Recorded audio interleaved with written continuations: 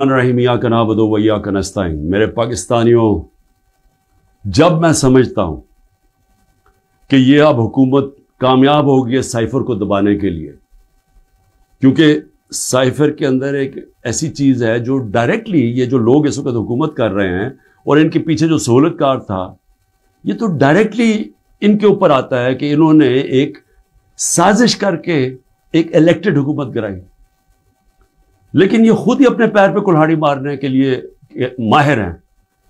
इतना इनको खौफ है कि इमरान खान किसी तरह इलेक्शन से बाहर किया जाए, क्योंकि डर लगा हुआ है कि इलेक्शन में आ गया तो हार जाएंगे। तो इनकी पूरी कोशिश होती है कि हर कोई मौका ना जाए कि किसी तरह उसको डिस्क्वालीफाई करिए, जेल में डाले। ये कोई 14 महीने से ये लगे हुए हैं।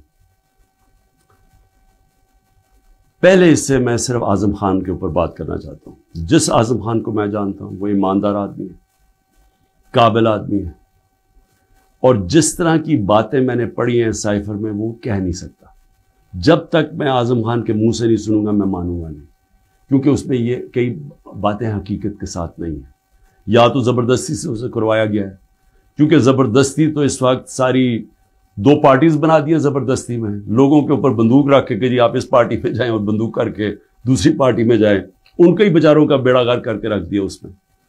और फिर जो हमारे लोगों को जो जोर डाला हुआ है पार्टी छोड़ो, बेचारे जेलों में हमारे लोग पड़े हैं, औरतें पड़ी हुई हैं, उनको बस सिर्फ कहें कि जी आप इमरान खान के खिलाफ वादा माफ को गवाह बन जाए।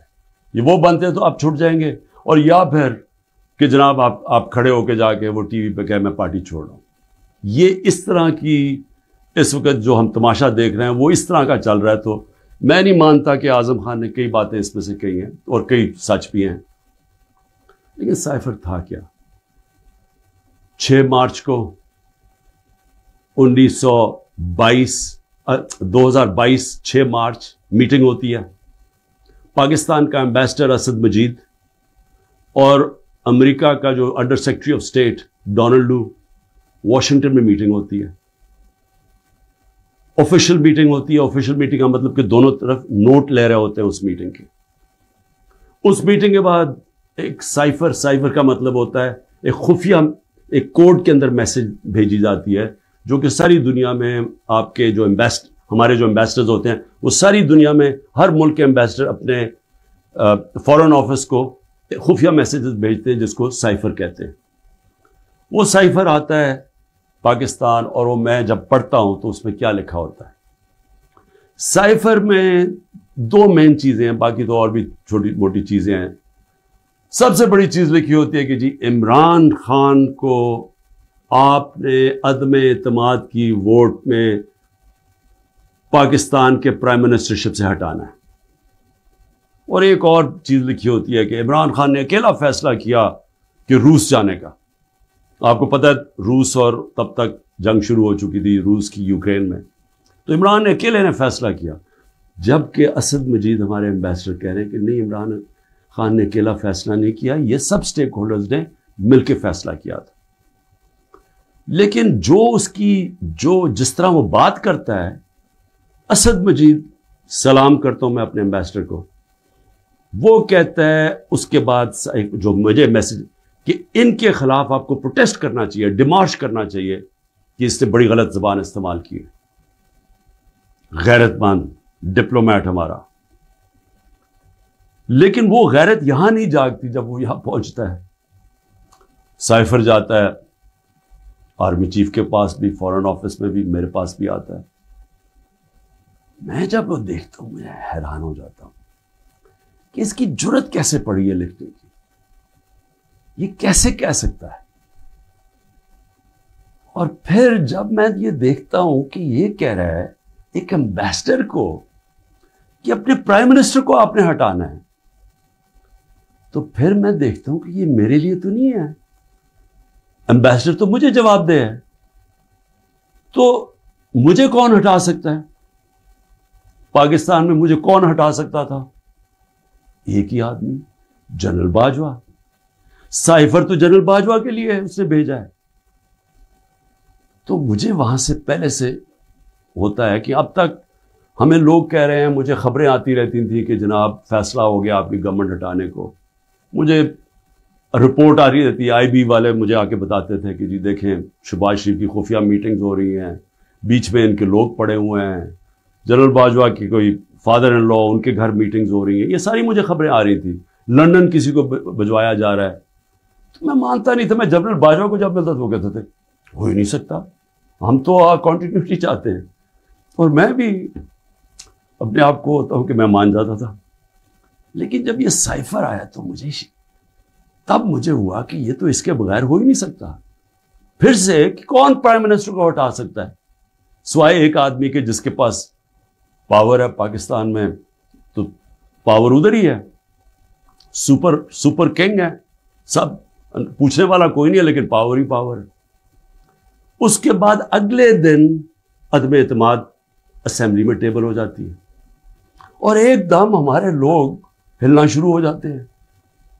اور پھر ہمارے اتحادی وہ بھی ایک دم ہمارے سے خوش نہیں ہوتے. لیکن یہ یاد رکھیں کہ یہ ٹائم کون سا تھا. یہ وہ ٹائم تھا جب پاکستان کی اکانومی 17 سال میں سب سے بہتر امپروو کر رہی تھی. اکنامک سروے اٹھا کے دیکھ لیں آپ, سارے اکنامک انڈیکیٹرز دیکھ لیں, ہم بڑے مشکل وقت سے نکلے تھے. بینکرپٹ اکانومی ملی, 2 سال کرونا آ گیا. دنیا نے تعریف کی کہ پاکستان وہ ملک ہے جو ٹاپ 3 ملک ہے جنہوں نے سب سے بہتر کرونا, اتنی بڑی وبا, اتنے بڑے کرائسس سے ڈیل کیا. جبکہ ہندوستان میں تباہی آئی, ایران میں تباہی آئی, ساتھ والے ملک, پاکستان کی تعریف دنیا کرتی تھی. وہ ایک امریکہ کے اندر جو فائنینشیل ایڈوائزر تھا ٹرمپ کا, میرا وہ کہتا ہے کہ اگر پاکستان کا جس طرح کرونا پہ پاکستان نے ڈیل کیا, اگر امریکہ کرتا تو 10 کھرب ڈالر کا امریکہ کو بچتا تھا. تو ادھر سے نکلے, اکانومی گرو کر رہی ہے, انڈسٹری گرو کر رہی ہے, تو ایک دم یہ عدم اعتماد کدھر سے آ گئی. تو جس کو میسج دی تھی اس نے اپنا کام شروع کر دیا, ایجنسیز نے کام شروع کر دیا, ہمارے لوگوں کو میسیجز آنی شروع ہو گئی کہ جناب ISI کے لوگ ایکٹیو ہو گئے. مجھے جب آیا, میں جنرل باجوہ کے پاس گیا, میں نے کہا آپ کا لاہور والا جو آدمی ہے وہ ہمارے MNS کو کہہ رہا ہے کہ ہم نے ہاتھ اٹھا لیا ہے, اب آنے والی گورنمنٹ دوسری ہے, یہ شہباز شریف کی. میں جنرل باجوہ کو اچھا اس نے کہا ہے, میں ابھی اسے فارغ کرتا ہوں. تو یہ ڈرامے ہمارے سے ہوتے رہے, پیچھے سے پورا پلان بنا ہوا تھا. اچھا میں نے پہلے تو میں یہ کہوں کہ مجھے اتنا شرم آئی, مجھے پاکستانی ہوتے ہوئے میں آپ کو سچ بتانا چاہتا ہوں, مجھے شرم آئی کہ اس کی جرت کیسے ہوئی کسی چھوٹے ایک آفیشل کی کہ جو ہمیں اتنی بڑی دھمکی دے دے اور ایمبیسڈر کے ذریعے میسج بھجوائے کہ پرائم منسٹر کو ہٹا دو. لیکن اس کی غلطی نہیں تھی, شرم یہاں نہیں آ رہی تھی. جن لوگوں کی ذمہ داری تھی کہ قوم کی حفاظت کرنا, جس آدمی کی کہ قومی وقار کو بچانا, قومی غیرت, وہ ساتھ ملا ہوا تھا. اس نے ان کے, یعنی یہ سارا پلان ادھر سے شروع ہوا تھا. اور میں صرف اپنی قوم سے یہ کہنا چاہتا ہوں کہ دیکھیں, یہ یاد رکھیں کہ اب ایک چیز سمجھیں, جب اگر میں جنرل باجوہ کی تنقید کر رہا ہوں, اور یہ میں سارا ثابت کر سکتا ہوں کیونکہ مجھے پتہ ہے ساری چیزیں میرے اندر, ایک ایک چیز مجھے یاد ہے ہوا کیا, اس سے پہلے بھی اس کے بعد بھی. میں پاکستان کی فوج کی تنقید نہیں کر رہا, میں ایک آدمی کی کر رہا ہوں جو غلطی کی جس نے. یہ ہم بہت بڑا ظلم کر رہے ہیں اپنے ملک سے کہ ہم جنرل فیصل نصیر, مجھے پہلے سے پتا تھا کہ میرے اوپر, میں 6 ہفتے پہلے سے لگا ہوا تھا کہ مجھے انہوں نے قتل کرنے کی کوشش کر رہی ہے اور دینی انتہا پسند کے نام. میری جلسوں کے اندر تقریریں تھیں. تو جب میرے اوپر اٹیمپٹ ہوتا ہے اور میں FIR لگواتا ہوں, مجھے پتا تھا کہ یہ پیچھے سب سے یہ تھا, ماسٹر مائنڈ تھا. اپنی FIR نہیں کٹوا سکا. جب JIT کے اندر یہ ثابت ہو گیا کہ ایک نے 3 شوٹر تھے, تو جو سارا حکومت کا جو انہوں نے کوشش کر رہے تھے کہنے کی جی دینی انتہا پسند ہے, وہ جب سارا وہ ان کا نیریٹو ہی ختم ہو جاتا ہے, تو انہوں نے JIT کو سیبوٹاج کیا. اور پھر میرے اوپر غداری کا ایک پرچہ کر دیا ہے کہ جنرل فیصل نصیر کو میں نے ڈرٹی ہیری کیوں کہا, سائیکوپیتھ کیوں کہا, میرے اوپر غداری کا پرچہ لگ جاتا. میں پھر سے کہتا ہوں, کہ اگر ہم نے یہ کرنا ہے اپنے ملک کے ساتھ کہ کسی ادارے کو اگر میں کسی جج کی بات کروں گا تو میں ساری جوڈیشری کے خلاف ہو گیا، اس کا مطلب کیا؟ میں پولیس کے خلاف کروں گا تو ساری پولیس کو میں نے برا بھلا کہہ دیا. یہ تو ہم اپنے ملک کو تباہ کر رہے ہیں. یہ پلیز میری قوم، آپ یہ سمجھ جائیں ایک بات، اگر معاشرے سے آپ تنقید ختم کرتے ہیں، آپ معاشرے کی قبر کھود دیتے ہیں. کیونکہ اصلاحات ہوتی کیسے ہے؟ انکوائری کیوں ہوتی ہے؟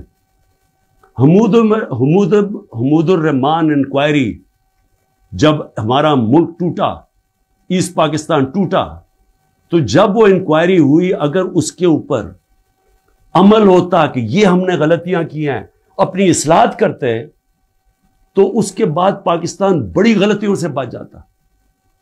لیکن جرات ہی نہیں تھی فیس کرنے کی تنقید. ہم نے وہ اتنا بڑا ظلم کیا کہ 25 سال کے بعد وہ کدھر نکلی؟ حمود الرحمان ہندوستان کے اندر. اب جب یہ ہوا، میں کہتا گیا، میں نے ساروں کو کہا کہ اتنا بڑا ظلم ہو رہا ہے تو اس کے اوپر انکوائری ہو. میں نے چیف جسٹس صاحب کو میں نے وہ سائفر بھیجا کہ جی اس کے اوپر انکوائری کروائیں. نیشنل سیکیورٹی کاؤنسل کے سامنے رکھا. نیشنل سیکیورٹی کاؤنسل کے سامنے 30 مارچ کو میں نے رکھا کہ جی یہ ہے، سارے آرمی چیفز بیٹھے ہوئے تھے، سروس چیفز بیٹھے ہوئے تھے، سب کے سامنے رکھا کہ یہ اس نے لکھا ہے اور آپ کا ایمبیسڈر کہہ رہا ہے کہ ان کو پروٹیسٹ کرو کہ یہ کسی کی جرات نہیں ہونی چاہیے اس طرح کا، کسی بھی ایک ملک کو، آزاد ملک کو اس طرح کا زبان استعمال کرنی. انہوں نے کہا جی ہاں مداخلت تو ہوئی ہے، تنقید کی، امریکہ کو پروٹیسٹ بھی کیا نیشنل سیکیورٹی کاؤنسل نے 30 مارچ کو. میں نے پارلیمنٹ میں لے کے گیا کہ ان کیمرہ میٹنگ کروائی. میں نے کہا ان کے سامنے رکھو. اپوزیشن کو لیڈر ہی نہیں آیا اس میٹنگ پہ. شہباز شریف، آصف زرداری، انہوں نے بائیکاٹ کر دی. کیوں کی؟ کیونکہ ملے ہوئے تھے ساتھ، یہ اس کا حصہ تھے، یہ سازش کا حصہ تھے.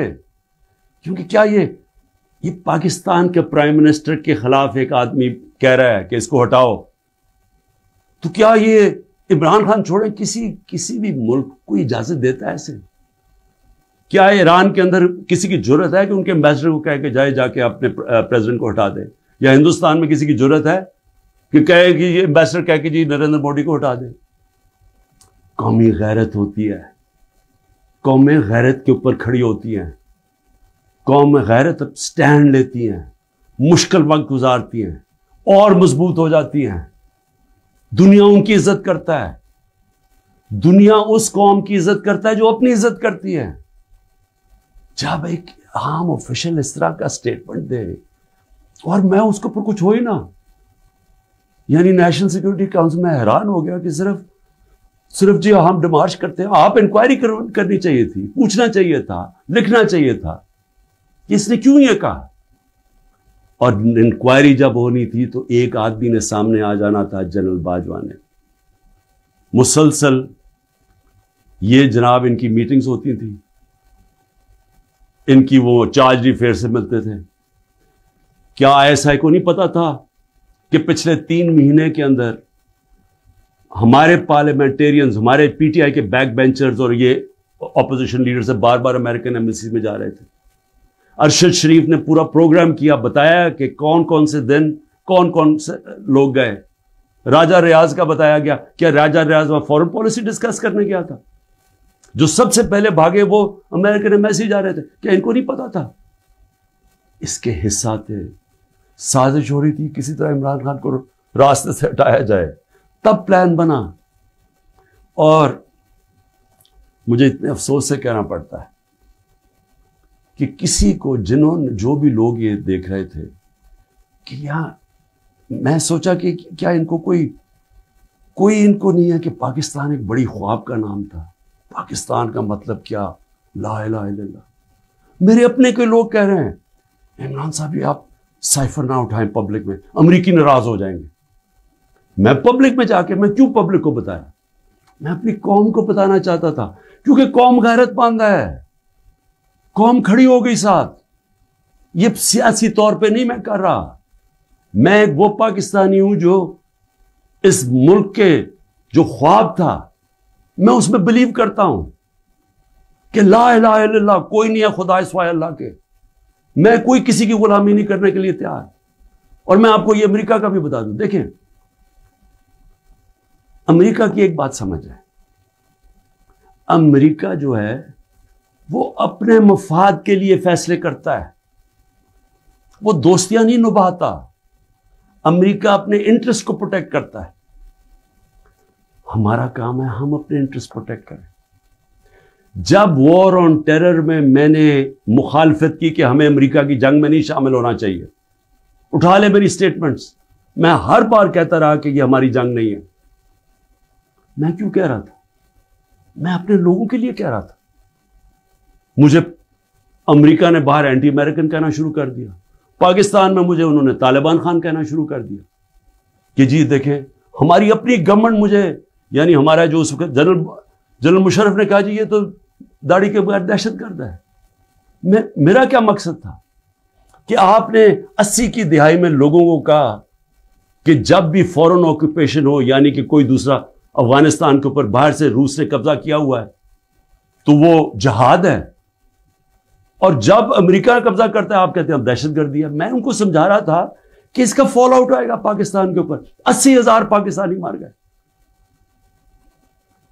پتہ نہیں کتنے 100 ارب ڈالر سے زیادہ ملک کو نقصان ہوا، لیکن اس سے زیادہ جو دنیا میں ہم بدنام ہوئے، ساری دنیا میں ہمارا مذاق، ہمیں کہا گیا جی سب سے خطرناک ملک ہے پاکستانی دہشت گرد۔ پاکستانیوں سے جو دنیا میں ہوا، ہرا پاسپورٹ دے کے لیدر لائن میں کھڑا کر دیتے تھے، کتنے پاکستانیوں کو باہر سے ڈپورٹ کر دیتے تھے۔ پوچھیں بیرون ملک پاکستانیوں سے ان کے اوپر کیا گزری ہے۔ اور مجھے جی عمران خان طالبان خان ہے جی، یہ جی دہشت گردی کے ساتھ ہے۔ اور یہ بھی میں اب آپ کو بتاؤں کہ یہ جو تھا یہ میرے خلاف کیس بلڈ اپ ہوا۔ جنرل باجوہ نے کیوں کہا کہ جی یہ ہم جب روس سے واپس آئے، اچھا اب روس کیا ہے ذرا سننے والے، اس میں سائفر پہ کیا لکھا کہ عمران خان خود روس کیا ہے۔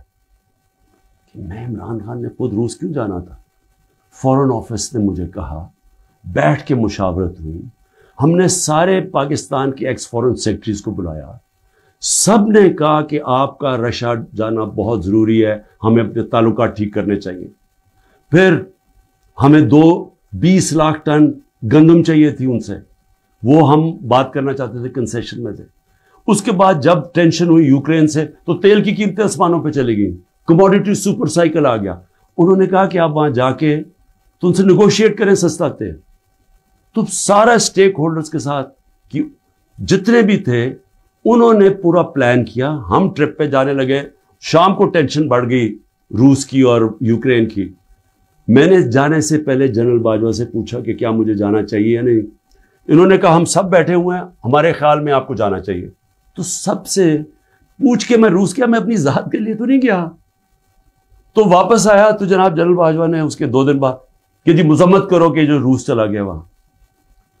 فورن آفس ہی بیٹھا، ہمارے مین لیڈرز بیٹھے ہیں، ہم نے کہا کہ ہندوستان تو مذمت نہیں کر رہا، وہ تو ان کا اسٹریٹجک ایلائی ہے، وہ تو نہیں کر رہا، ہم کیوں کریں؟ اور ہم ان سے ڈیل کر کے آ گئے تھے سستا تیل پہ اور سستی گندم پہ۔ اس کے بعد جا کے ایک نیشنل سیکیورٹی کا سیمینار ہو رہا ہے، جنرل باجوہ میں بیٹھ کے کہتا ہے جی عمران خان ہم روس کی سخت مذمت کرتے ہیں، گورنمنٹ کی پالیسی کے خلاف جا کے اسٹیٹمنٹ دے دیتا ہے۔ اس کے بعد حسین حقانی کی ٹویٹ آتی ہے، وہ کہتا ہے جنرل باجوہ پرو امریکہ ہے اور عمران خان اینٹی امریکہ ہے۔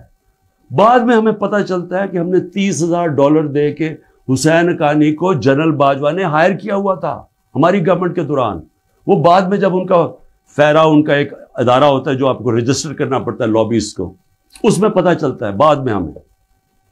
تو میرا اپنا ہی آرمی چیف میرے خلاف لابی کر رہا تھا، ان کو بتا رہا تھا میں کتنا برا ہوں۔ میں صرف آج یہ کہنا چاہتا ہوں کہ دیکھیں میرے پاکستانیوں، جو جدھر آج ہم کھڑے ہیں، ہمیں پہلے فیصلہ کرنا چاہیے کہ کیا ہم نے بیکاریوں کی طرح، ایک چونٹیوں کی طرح باقی زندگی گزارنی ہے پاکستانی ہوتے ہوئے؟ جس طرح ہم جا رہے ہیں تو کوئی مستقبل نہیں ہے۔ کیا ہم نے خوددار قوم کی طرح لا الہ الا اللہ جس کا نعرہ تھا، ایک خوددار قوم، لا الہ الا اللہ غیرت دیتی ہے انسان کو، ایک چھوٹے سے انسان کو بڑا انسان بنا دیتی ہے۔ ہم ایک دنیا کے عظیم لیڈر محمد مصطفیٰ صلی اللہ علیہ وسلم، جنہوں نے جب مسلمان کمزور بھی تھے تو انہوں نے 2 سپر پاورز کے سربراہ کو خط لکھا کہ میں اللہ کا پیغام لے کے آیا ہوں، اس پہ چلو گے تو تمہاری بہتری ہے۔ خوددار، اللہ سے صرف ڈرنے والے لوگ، ہمیں یہ کیا بنا دیا انہوں نے کہ جی اپنا ہی ملک کا آرمی چیف ان کو لکھ رہا ہے کہ جی دیکھیں عمران خان یہ اینٹی امریکن ہے۔ تو میں اپنی قوم سے آخر میں کہنا چاہتا ہوں کہ دیکھیں ہو کیا رہا ہے پاکستان میں، ایک ہی چیز ہو رہی ہے، سب کچھ، کوئی فکر نہیں ہے ملک کدھر جا رہا ہے، کوئی اس وقت فکر نہیں کہ ملک کے سارے ادارے تباہ ہو رہے ہیں، سارا صرف ایک 1 پوائنٹ ایجنڈا ہے کہ عمران خان کو کس طرح ڈسکوالیفائی کرنا اور جیل میں ڈالنا ہے، یہ ایجنڈا ہے۔ اس کے اندر یہ سائفر بھی آ گیا ہے۔ یہ نہیں ان کو پتا کہ سائفر میں ان کی تباہی ہے، کیونکہ یہ سب ملوث تھے اس میں، یہ شہباز شریف بھی تھا، زرداری بھی تھا، ساروں کو پتا تھا سائفر کا، سارے میٹنگز کر رہے تھے امریکنوں کے ساتھ۔ اور اس کے اندر جو جنرل باجوہ کا رول ہے وہ سب کے سامنے آئے گا کہ انہوں نے کیا رول تھا اس کا، اور کیسے ایک حکومت جو اتنے سالوں کے بعد صحیح پرفارم کر رہی تھی، جو اکانومی ہماری آگے جا رہی تھی، اس کو گرا کے ایک وہ چوروں کو اوپر لے کے آئے ہیں جو 30 سال ملک کو چوری کر رہے تھے، لوٹ رہے تھے، جو 30 سال ملک کو، جو خود جنرل باجوہ ہمیں بتاتے تھے، جو ملک کی اسٹیبلشمنٹ جن کی چوریوں کی بتاتی تھی، جو ایک دوسری کی چوریوں کا بتاتے تھے، جن کی انٹرنیشنل دنیا میں ان کی چوریوں کے اخباروں میں اور کتابوں میں جن کا نام آتا تھا، ان کو لا کے اوپر بٹھا دیا۔ انکوائری سب سے بڑی یہ ہونی چاہیے اس سائفر کے اوپر جو ایف آئی اے نہیں کر سکتی۔ اگر صحیح انکوائری کروانی ہے تاکہ ہم آگے یہ غلطیاں نہ کریں، تو انکوائری یہ ہونی چاہیے کہ یہ سازش میں کون کون شریک تھا کہ گورنمنٹ گرا کے ایک ملک کی اکانومی کی تباہ کیا، آج پاکستان کو گھٹنوں پہ رکھ دیا۔ آج اگر ہم ان کی مدد نہ کرتے اور آئی ایم ایف سے نہ کہتے کہ آپ کی سٹینڈ بائی ایگریمنٹ کے ہم ساتھ ہیں، تو پاکستان ڈیفالٹ کر گیا تھا۔ ڈیفالٹ کرنے کا مطلب کہ آج لوگوں کا معاشی قتل ہو جانا تھا، جو ہو چکا ہے، اس سے دگنی مہنگائی ہو جانی تھی، بے روزگاری یعنی سارا جو ہماری باہر سے فائنینسنگ ختم ہو جانی تھی، جو آگے آج ہی برے حالات ہیں، اس سے دگنے ہو جانے تھے۔ کون ذمہ دار ہے اس کا؟ انکوائری یہ ہونی چاہیے کہ کس نے کیا، کس پلیئر نے کیا کیا رول پلے کیا، یہ انکوائری ہونی چاہیے۔ اور اس کے اندر یہ ایف آئی اے جو کہ شہباز شریف نے اپنے اوپر نوکر بٹھا دیے ہیں، یہ انکوائری نہیں کر سکتے۔ اور میں جو آخر میں بتانا چاہتا ہوں کہ جو کوششیں ہو رہی ہیں، کوشش کیا ہو رہی ہے؟ ہر چیز کرتے ہیں وہ فیل ہو جاتی ہے، کیونکہ اللہ حق ہے۔ توشہ خانہ کے اندر کیا چیز ہے جی؟ عمران خان نے ان کو کہا کہ جو توشہ خانہ میں ابھی بھی لوگ بیٹھے ہوئے ہیں جن کا کام ہے اسیس کرنا کہ ایک جب آپ کو تحفہ ملتا ہے اس کی کیا قیمت ہے، میں نے ان کو کہا کہ کم قیمت دکھاؤ، اور آپ وعدہ معاف گواہ ڈھونڈ رہے ہیں کہ کوئی جا کے بتائے کہ عمران خان نے ہمیں کہا تھا قیمت کم دکھائیں۔ اور اس کے علاوہ القادر یونیورسٹی، یعنی یہ سوچیں کہ ایک یونیورسٹی بنتی ہے جو سیرت نبی پڑھانے کے لیے، تاکہ لوگوں کا کردار ہم ٹھیک کریں، کیریکٹر بلڈنگ کریں، بتائیں کہ ہمارے جو بڑے بڑے صوفی تھے یہاں جن کی وجہ سے اسلام پھیلا، ان کی پیغام کیا تھا، نئے لیڈرشپ پروڈیوس کریں جو کہ سیرت نبی پہ ہوں، اور پھر مفت تعلیم ملے، ٹیکنالوجی بھی پڑھائی جائے لیکن مفت تعلیم۔ اس وقت سارے جو پڑھ رہے ہیں وہ ہیں جو کہ غریب گھرانوں کے اسٹوڈنٹس ہیں، مفت پڑھ رہے ہیں وہاں۔ یہ جناب عمران خان نے جرم کیا ہے کہ جی القادر یونیورسٹی بنا دی، جو ذاتی فائدہ ہو گیا مجھے، جس طرح کہ مجھے اس سے کوئی آمدنی آ رہی ہے، جس طرح شوکت خانم سے ہی آ رہی ہے یا نمل یونیورسٹی سے۔ اور پھر میرے اوپر پہلے ظلم کیا جاتا ہے اور میرے اوپر ہی کیسز کر دیتے ہیں۔ 9 مئی کو سپریم کورٹ کہتا ہے کہ عمران خان کے اوپر غیر آئینی اور غیر قانونی واردات کی گئی، مجھے وہاں سے اغوا کیا گیا، جو کمانڈوز مجھے وہاں سے لے کے گئے. سپریم کورٹ کا ورڈکٹ ہے. اور جس طرح مجھے ذلیل کیا، لوگوں کو مارا، ڈنڈے مارے، وکیلوں کو مارا، اس کے بعد ساری دنیا میں خبر دیکھا کہ مجھے ایک مجرم کی طرح پکڑ کے لے کے جا رہے ہیں، تو میرے اوپر 30 کیس ہو جاتے ہیں. جب میں 4 دن بند ہوتا ہوں اندر، جب جیل کے اندر، تو 30 کیس میرے اوپر ہو جاتا ہے کہ جی میری وجہ سے وہ جو رد عمل آیا. اور رد عمل نہیں آنا تھا کہ جب آپ ناانصافی کرتے ہیں، جو سپریم کورٹ کہتا ہے ناانصافی ہے، وہ جو بچارے نکلتے ہیں پرامن مظاہرے کرنے کے لیے، جو 27 سال سے ہم نے کیے ہیں، ان کے اوپر گولیاں چلاتے ہیں. 25 لوگ ہیں جن کو انہوں نے شہید کیا ہے. 16 کے پاس ہمارے پاس ڈیٹس ہیں، 9 غائب ہیں ابھی. 3 لوگوں کی ٹانگیں کٹتی ہیں. ایک آدمی پیرالائزڈ ہے اس وقت، کمر پہ گولی لگتی ہے. اور یہ کیا کرتے ہیں اوپر سے؟ انہی کے اوپر کیس بنا دیتے ہیں. ساری دنیا کے اندر اب ایک کوئی پولیس کی گولی لگی تھی نا ایک فرانس کے اندر، 4 دن سارے فرانس میں آگ لگی، 100 بلڈنگز اور گاڑیاں جلا دی لوگوں نے. تو آپ کو پوچھ نہیں رہا کہ آپ پاکستانی نہیں تھے. اور 100 لوگوں کو گولیاں اور لگتے ہیں، اور جن کو ایک کو جس کو گولی لگتی ہے، ٹانگ کٹ جاتی ہے، اس کو پکڑ کے جیل میں ڈال دیتے ہیں. یہ کسی ملک میں اس طرح ہوتا ہے؟ یہ ظلم ہوتا ہے. اور پھر ضلع شاہ کا قتل ہوتا ہے، عمران خان کے اوپر قتل کا کیس ڈال دیتے ہیں. بعد میں جب پتہ چلتا ہے تشدد ہوا اس کے اوپر 26 جگہ، تو پھر کہتے ہیں ایکسیڈنٹ میں، پھر بھی میرے پہ کیس ڈال دیتے ہیں. کوئٹہ کے اندر سارے کوئٹوں کا پتہ ہے ذاتی دشمنی پہ ایک وکیل مارا جاتا ہے، عمران خان کے اوپر 302 قتل کیس ہو جاتا ہے. میں سوال یہ پوچھتا ہوں کہ کیا قوم یہ ناانصافی نہیں دیکھ رہی؟ اور یہ جو نظام آپ کر رہے ہیں، یہ سمجھ رہے ہیں کہ یہ بہت بڑا کوئی ڈنڈے مار کے اور خوف سے لوگوں کو اپنی طرف لے آئیں گے، یا لوگ ووٹ کسی اور کو دے دیں گے. یہ انسان ہے، یہ بھیڑ بکریاں نہیں ہیں. اور اس کے اوپر، اس نظام کے اوپر جو حضرت علی کا قول ہے وہ غور سے سن لیں. کفر کا نظام چل جائے گا، لیکن ظلم اور ناانصافی کا نظام نہیں چل سکتا. حکومتیں چلتی ہیں اخلاقی قوت پہ. ڈنڈے مار کے جانور چلتے ہیں، ڈنڈے مار کے نہیں چلوا سکتے آپ لوگوں کو. لوگوں کو اگر آپ یہ سمجھتے ہیں کہ اس کی ظلم کی وجہ سے یہ چوروں کو تسلیم کر لے گی قوم، جو 30 سال سے ملک کو لوٹ رہے ہیں، جن کے پیسے باہر پڑے ہیں، جن کی سارا یہ جیسے انہوں نے اقتدار سے نہیں پھر باہر بھاگ جانا ہے، تو اگر یہ سمجھتے ہیں کہ لوگ اس خوف کی وجہ سے ان کو تسلیم کر جائیں گے، مجھے ترس آ رہا ہے ان لوگوں کے اوپر جن کی یہ سوچ ہے. پاکستان زندہ باد.